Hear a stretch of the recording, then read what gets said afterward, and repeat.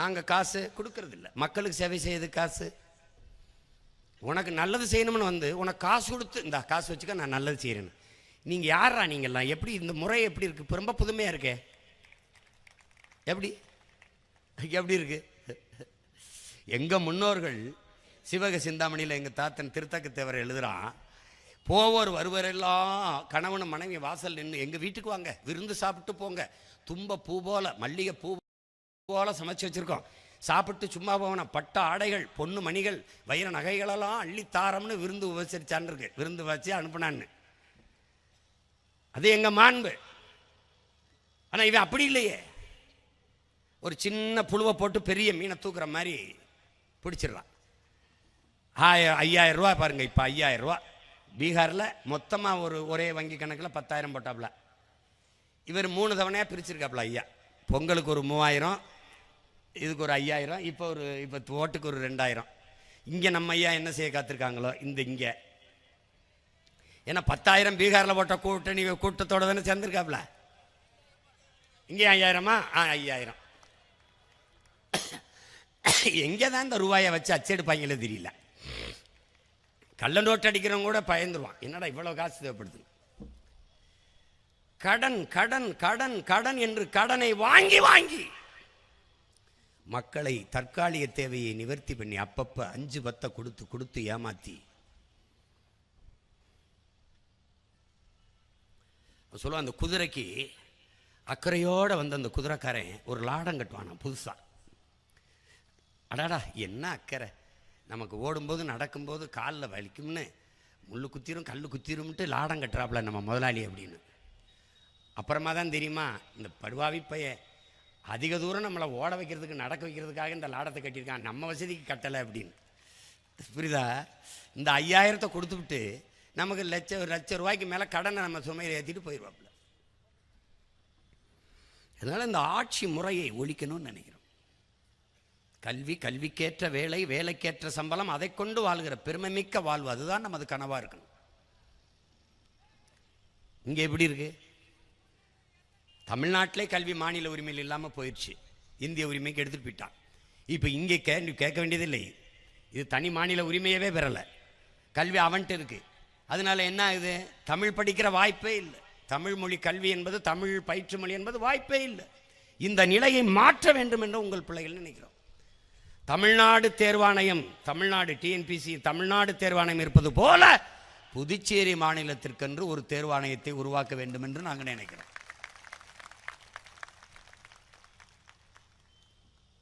தற்சார்பு பொருளாதாரம் என்ன இருக்குதோ அதை கொண்டு, நம்மகிட்ட என்ன இருக்குது? வேளாண்மை இருக்குது, கடல் இருக்குது, அது சார்ந்த பொருளாதார வளத்தை பெருக்குவது.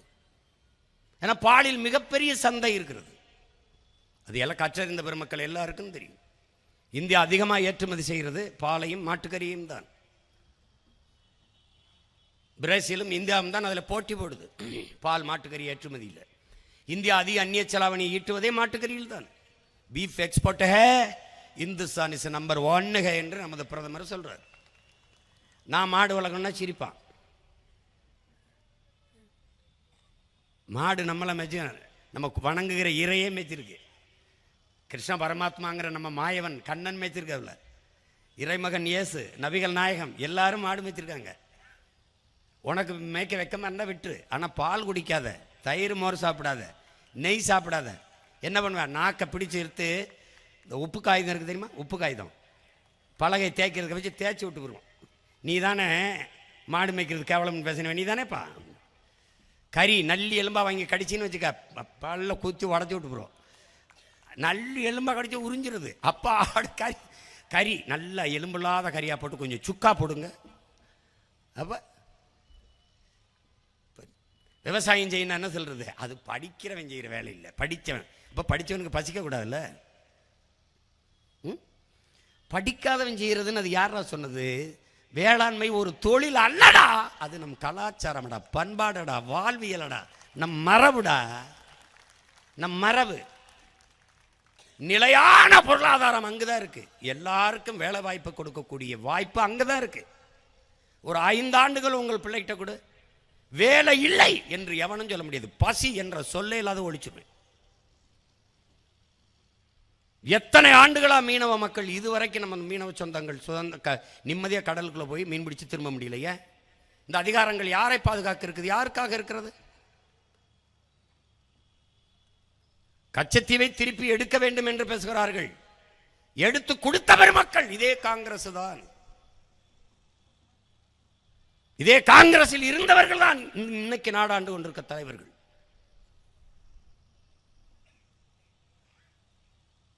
தனக்கு வாக்கு செலுத்தி வாழவும் ஆளவும் வைக்கிற மக்களை வாழ வைப்பதற்கு வக்கில்லாத அதிகாரங்களை நீங்கள் தொடர்ச்சியாக நிறுவிக் கொண்டிருக்கிறீர்கள். 2 மாநிலமும் முறையிட்டு அந்த கச்சத்தீவை திருப்பி எடுக்க முடியாதா? கச்சத்தீவை திருப்பி எடுக்கவில்லை என்றால் எடுக்காத இந்த இந்திய கட்சிகளுக்கு வாக்கில்லை என்ற நிலையை உருவாக்க முடியாதா? நம்மளால் உருவாக்க முடியாதா? காவிரியில் தண்ணி தர முடியாது என்று சொல்கிற காங்கிரஸ் கட்சிக்கு எதுக்கு ஒரு சொட்டு தண்ணீர் தமிழர்களுக்கு தமிழ்நாட்டுக்கு கொடுக்க முடியாது என்று சட்டசபையில் அவர்கள் பேசுகிறார்கள்.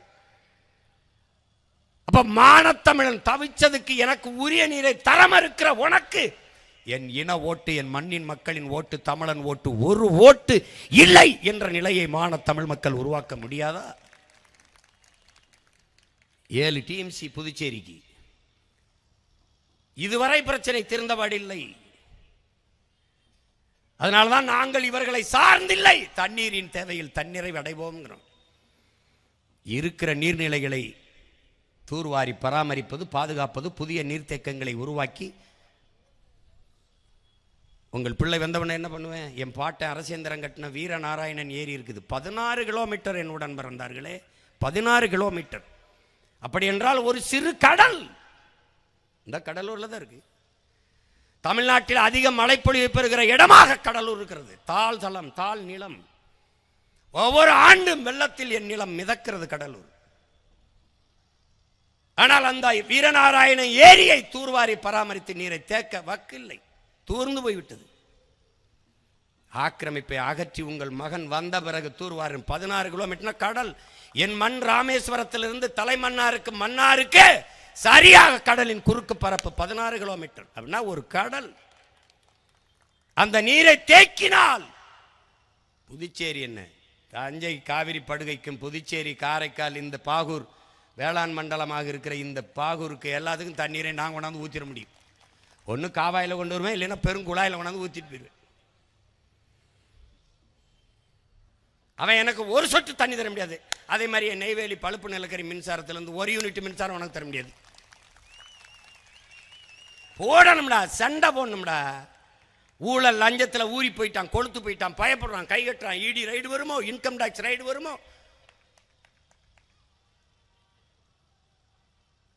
அப்புறம்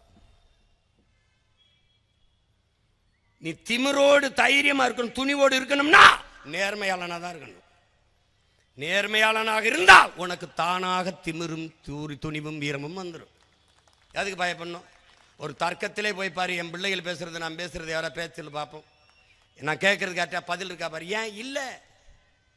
ஏன் ஏன் அவர்களுக்கு அரசியல் இல்லை? எங்கள்கிட்ட இருக்கு. எங்க பிள்ளைகள் தர்க்கத்தில் சிறப்பா இருக்கிறார்கள்.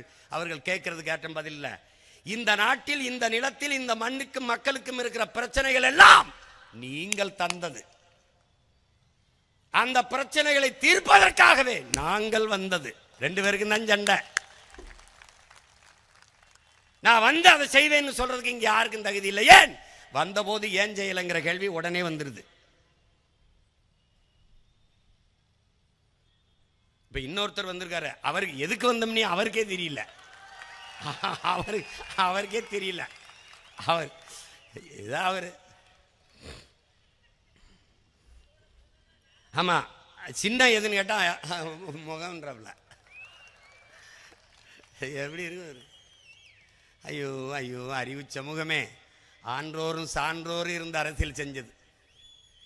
ஞானி அடிகளார், நம்ம பாட்டி அப்பத்தா அஞ்சலை அம்மாள், நம்முடைய பாட்டங்க தாத்தங்க எல்லாம் பாரு. அத்திப்பாக்க வெங்கடாசல நாயக்கர், ராமசாமி படையாச்சி எல்லாம் இருந்து, சிங்கார வேளர், சிவானந்தம், அயோத்தியாச பண்டிதர், ரெட்டமலை சீனிவாச, MC ராஜா, இங்கே இருக்கிற வரிசையெல்லாம் பாரு. இங்கே பாரு, மறைமலை அடிகள், அது பாரு, கியாப்பை விஸ்வநாதன், அண்ணல் தங்கோ எல்லாம் இருந்திருக்கான். இது இடம் பத்தலை, கொஞ்சம் திருச்சியில் நிறைய வச்சுருந்தோம், அதுலேயுமே இடம் பத்தலை. 5000 10,000 பேர் இருக்கான். என்னை எங்கள் அப்பன் என் தாத்தன் இவன் இங்கெல்லாம் தலைவர்லேருந்து கர்நாடகாவிலேருந்து ஒருத்தர் வாங்கிட்டு வந்து வச்சுக்கிட்டு தூக்கிட்டு தெரியான். பைத்தியக்காரப்பில் ஒரு கோட்பாடு தானடா மான தமிழ் மக்களுக்கு. தகப்பனையும் தலைவனையும் கடன் வாங்கக்கூடாதுடா. மானமுள்ள ஒருத்தன் தகப்பன் பெத்தவனா இருக்கணும், தலைவன் தன் ரத்தவனா இருக்கணும்டா.